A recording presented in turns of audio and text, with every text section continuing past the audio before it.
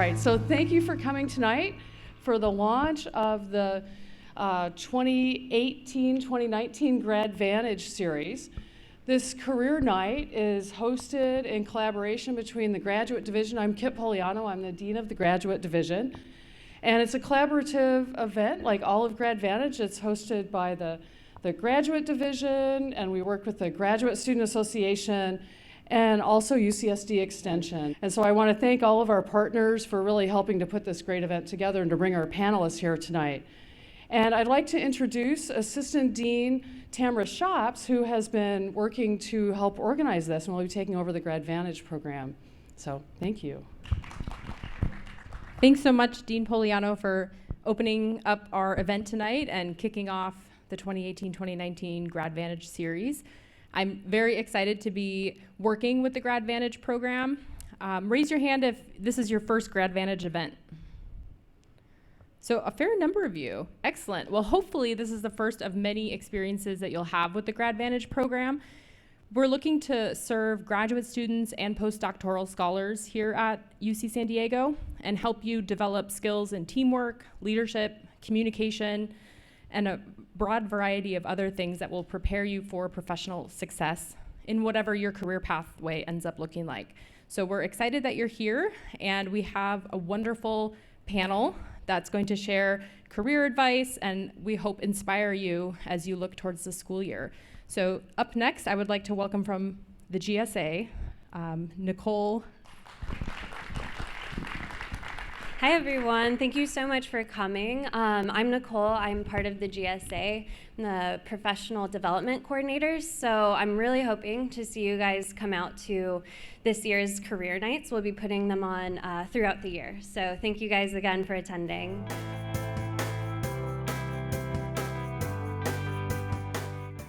Yeah, I'm Jeff Levency. I work for a local company called Genomatica, which was founded by two people at UCSD, Professor Bernard Paulson, some of you may have heard of him, and one of his students, Christoph Schilling. That was 20 years ago. And Christoph is a great model for some of you. He's only had one job in his adult life, and that's CEO. So it's a company of 100 people. We develop bio-based technologies to produce industrial chemicals from renewable plant sugars. And we're doing pretty well. When I was growing up, when pollution was really bad, you could see it, you could smell it, you could taste it, and it killed things. I thought there had to be a better way.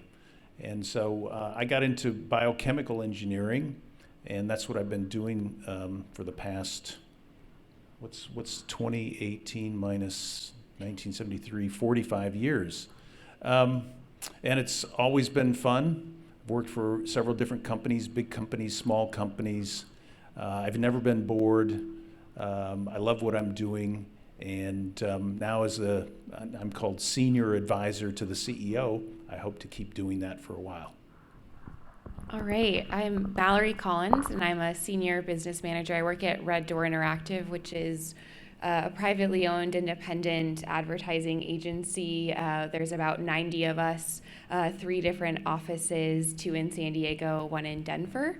And really our objective is we're largely focused on digital, but to bring data and insights and just to better inform advertising strategies. So I went to USD's business school, and there I was really fascinated and interested by the more quantitative side of advertising. Then I moved to Red Door Interactive, which is where I'm at now, and what I love is that every day I get to really balance the data, the hard numbers, with kind of the irrational, because as humans, we're really poor decision makers. We let emotion really shape our decisions. And so kind of weighing and balancing that and thinking, how do I create a message that's going to get someone to really fall in love with a product, a service, or fall more in love with themselves? So I really enjoy getting to work on that. Hi, my name is Claudia Mowry, and I'm a mechanical engineer by degree. I was born and raised in Mexico City and came to this country when I was 9 years old. Very, very quickly, I learned that I was good and liked math, and then science kind of grew out of that. So probably by about 10th grade. I was taking a couple of math classes simultaneously, and I decided that I wanted to be an engineer. Shortly after high school, I decided that in order to really test that theory, I was still a little bit unsure, so I thought it would be good for me to get some hands-on experience, and I went to work at a machine shop. And it was a great, probably the best experience. I was very intimidated by it all because here I was, a 19-year-old girl, really, woman, whatever you want to call it, and I was working with 35, 40-year-old men, and I didn't know how well received I was going to be, so there was always that little bit of a change in culture. Later on, I went on to San Diego State, where I graduated at the top of my class. I was the first female valedictorian of the College of Engineering in 2001. And ever since then, I've been working in the aerospace industry. So today, I am a technical director at General Atomics, and I design anything from ground control stations for remotely piloted aircraft to airplanes.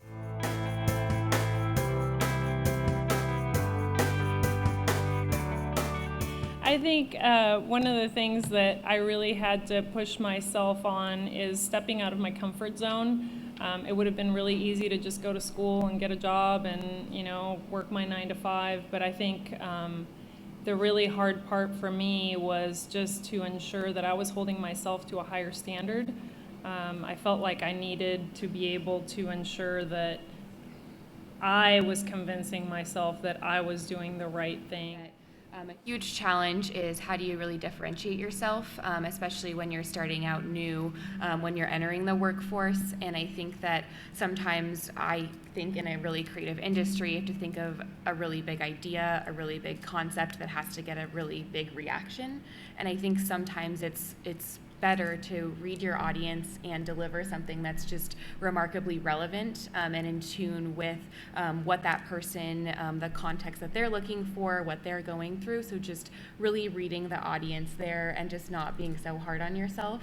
I think another thing is just coming out of an academic environment, and I think we've gotten a lot better at this, but just the movement from, you get assigned a grade, and that's definitely an individual recognition most of the time, but how do you transition and really work effectively in teams, knowing that, it used to be that winning was me getting an A, but now it's our whole team gets an A, and I need to understand what my boss needs, what my boss's personal goals are, what their career goals are, and what my clients' goals are, and really fit in with that, because if your team doesn't win, you don't win. Education is a great preparation for a job, but in most cases, it doesn't teach you how to do the job that you're going to do. So I was totally unprepared for practical application. I had no business training. I was trained as an engineer. One other thing I'd pick out is learning to say no. And, you can be in a position, especially if you're an approachable person, where your colleagues will ask you to help them. And it's great to help people, but at some point you have to draw the line and learn how to focus and put your attention to the objectives that have been given to you.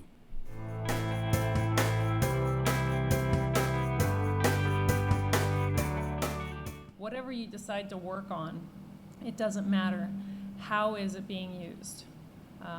So I would have to definitely say, unless you've put yourself in the position of every piece of the life cycle of the product that you're building, you haven't done a good enough job.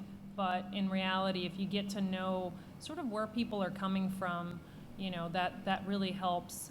In my profession, for example, I learned that even with all that education and the good skills that I learned in college, but I learned very, very quickly at the job that I knew nothing. And I knew nothing because I didn't know it in relevance to the job that I was doing. So all of that math and the science and the calculation was helpful, but it didn't teach me how to present. It didn't teach me how to interact with people. It didn't teach me how to lead a team of 100 engineers. I had to figure that out on my own, and that's just as important if you want to be successful as it is to have those base skills. But change making is really making people fall in love with a different version of the future. And I think there's really two key components, and one which you touched upon, which is empathy, which is putting yourselves in the other person's shoes and saying, what's their current worldview? How has that come to be? And what change do I want to make? And how do I convince them of what I want, whether it's a project that I want to work on, whether it's funding that I need, whether it's an idea I want to sell through. And then the other one is enrollment, which is really saying, instead of continuing to demand of others or ask them to do something, create a relationship and create a journey that they want to be on. So spend time with them, build trust with them, partner with them, and they will be so much more receptive to then buying into your ideas, your concepts. Yeah, I'll cite an essay that's about 80 years old called The Habits of Going the Extra Mile, written by Napoleon Hill. And if you look it up, you can find it on the internet. The words are kind of funny because people wrote differently back then, but the basic concept is still valid today, and it's all about giving greater benefit than you are expected, than you need to do, and doing it with a positive attitude.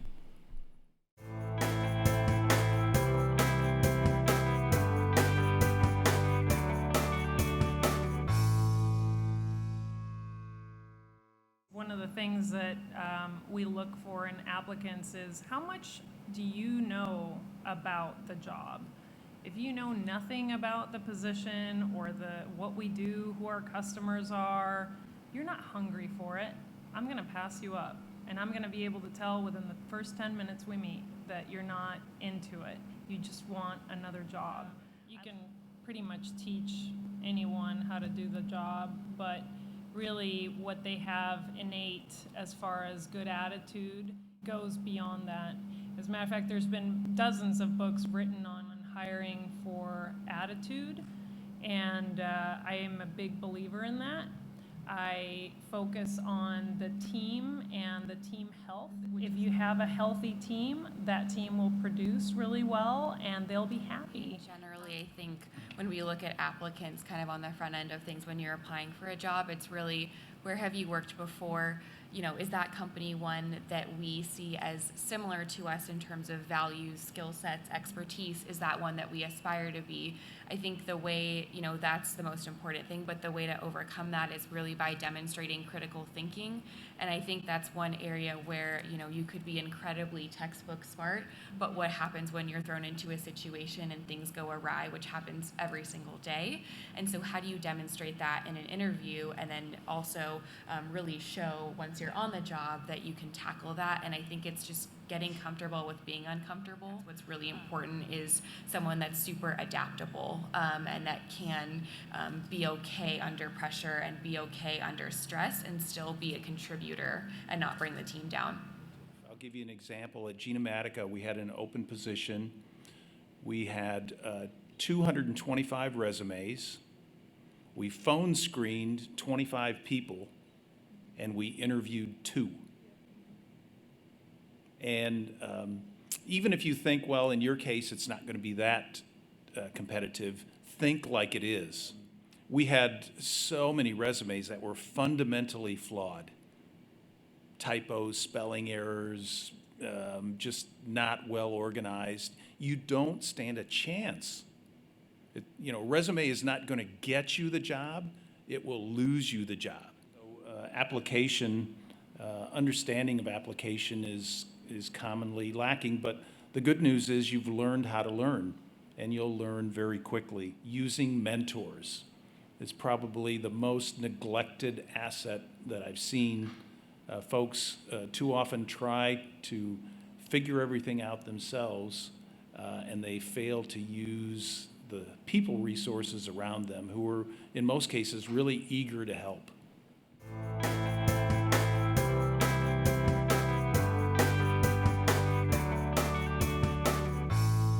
Know yourself a little bit. What are some of your key strengths? What are some of your weaknesses? What kind of situations can you put forth that where you've learned something about, yourself? For instance, what kind of a difficult position have you been in, whether it's personnel related, technically related, whatever, and be ready to talk about it. That's how you're going to impress the person that you're talking to, not by saying that you have all the schooling and et cetera. You're going to be able to, really get their attention by saying, and I was able to make this decision and I backed it up, and right or wrong, it was, the right decision at the time with all the information that I had, and lo and behold, I moved the project forward. Whether it's, for your classes or whatever, it doesn't matter, but something like that really leaves a mark with the interviewer. Just make sure, you're building up mentors and you're building up people who are really going to be advocates for you. And I think the more diverse group of people you have, the better, because that's the best gauge that an employer is going to really have on you and how well you would fit is by talking to other people. And I think kind of tying into some things that are already said, really put a lot of thought into why do you want this job, know the company, why are you interested in the job, why the company should hire you, and be able to deliver those in a really concise, polished way.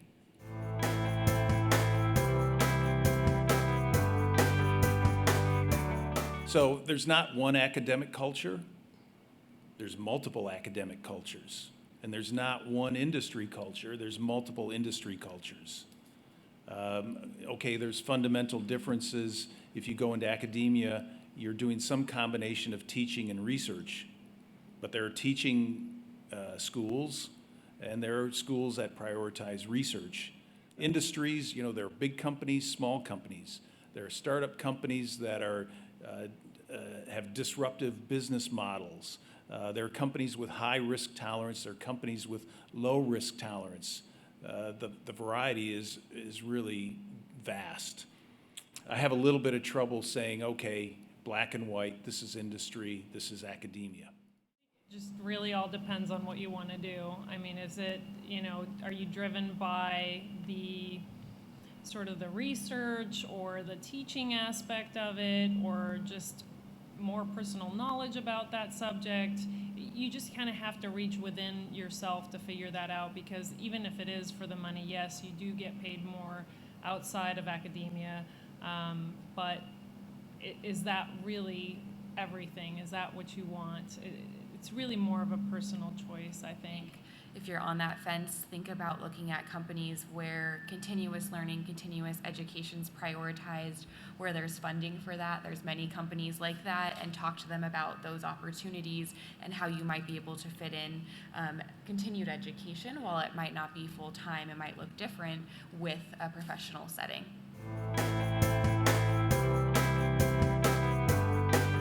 For me, it's really continuously learning, being able to be in a space that facilitates that, being able to teach others as well.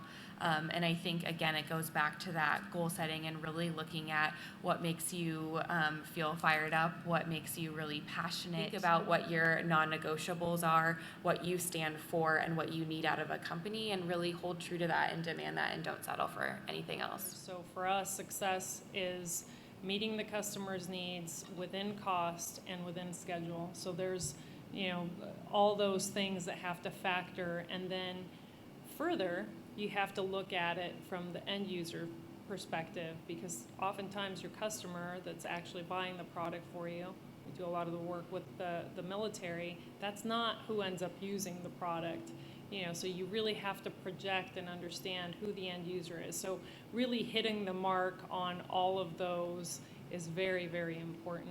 The way I would say it, working for a company, fundamentally contributing to the company's success. Number one, having the self-satisfaction that I'm doing my best, however I judge that. And for me personally, I like to help other people. So if I'm helping other people, that makes me feel good. And back to my personal introduction, just in a position where I feel like I'm making a difference.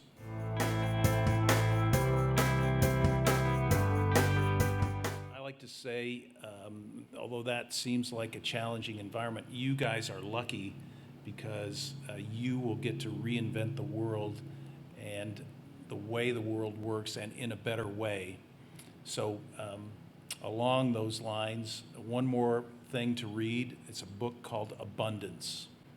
I'm accused of being too optimistic, but this is an optimistic view of the future. It's not a quirky book. It's a mainstream book. I highly recommend that you read it. I think my final piece of advice would just be, first of all, show up, be fully present. I think every day you have that choice, no matter if you're in class, no matter if you're showing up for an interview. And I think the second one is just think about maybe the boundaries or constraints that you're placing on yourself. And I think a lot of the times, and what I've learned so far in my career, is that I can put those boundaries on myself and say, I can't do that, I would never be able to do that, I shouldn't do that. And I think once you lift that up, there's this really good book called The Art of Possibility, which talks a lot about this. You just open up your possibility, your opportunity to so much more, and just realize what exists in front of you, which is a really amazing thing. So just show up and just really don't doubt yourself and just live to your fullest potential. Yep. I think my closing thought really has to do with stepping out of that comfort zone. That's really when you grow, when you do something new. Just in the last 5 years, I've tried softball as an adult. I've tried CrossFit. I've done a lot of different things that normally I was putting boundaries on myself as to why I wasn't doing them. And you really shouldn't do that. It's really about who you want to be. Figure out where that end point is and work backwards from there. So with that, if you guys could help me thank the panelists.